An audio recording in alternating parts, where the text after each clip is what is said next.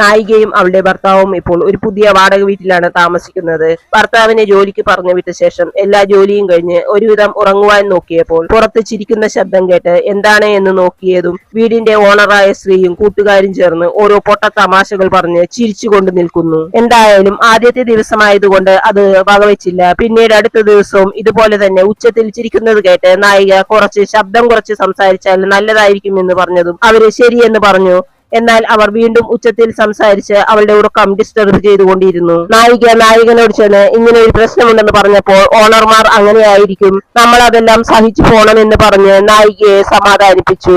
എന്നാൽ പിന്നീട് ഇതുപോലെ ചിരിക്കുന്ന ശബ്ദം കാരണം നായികയ്ക്ക് സ്ഥിരം ഉറക്കം കിട്ടാതെ മാനസികമായി നായികയ്ക്ക് ചില കുഴപ്പങ്ങൾ ഉണ്ടാവുന്നു. എന്നാൽ അവളുടെ ഭർത്താവുമായി ഡോക്ടറെ കണ്ട് മരുന്ന് കഴിച്ചിട്ടും ഇവരുടെ ചിരി കേട്ടുകൊണ്ടേയിരിക്കുന്നു. ഇതെല്ലാം കുറച്ച് സഹിച്ച ശേഷം നായികയ്ക്ക് ദേഷ്യം അടക്കുവാനാകാതെ ഒരു വലിയ സ്പീക്കർ എടുത്തുകൊണ്ട് അവർക്ക് അരികിൽ വെച്ചതിന് ശേഷം നായിക ഉച്ചത്തിൽ ചിരിക്കുന്നത് അതിൽ റെക്കോർഡ് ചെയ്ത് നല്ല വോളിയത്തിൽ വെച്ച് അവരോട് കൂടെ ചിരിക്കുമ്പോൾ ഉണ്ടാവുന്ന ബുദ്ധിമുട്ടുകൾ അവർക്ക് കാണിച്ചു കൊടുക്കുന്നു.